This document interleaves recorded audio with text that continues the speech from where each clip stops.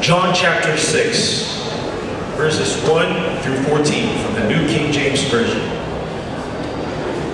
After these things, Jesus went over the Sea of Galilee, which is the Sea of Tiberias. Then a great multitude followed him, because they saw his signs, which he performed on those who were diseased.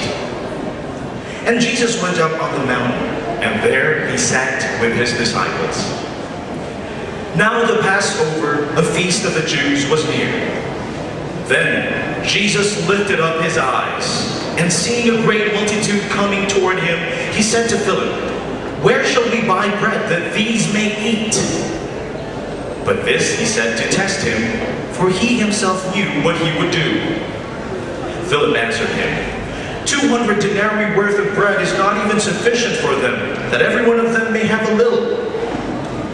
One of his disciples, Andrew, Simon Peter's brother, said to him, "There is a lad here who has 5 barley loaves and 2 small fish. But what are they among so many?" Then Jesus said, "Make the people sit down."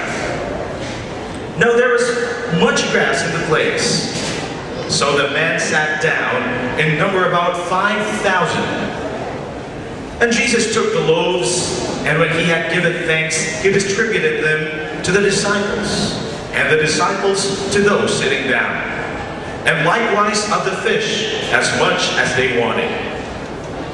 So when they were filled, he said to his disciples, "Gather up the fragments that remain, so that nothing is lost." Therefore, they gathered them up, and filled 12 baskets with fragments of the 5 barley loaves which were left over by those who had eaten.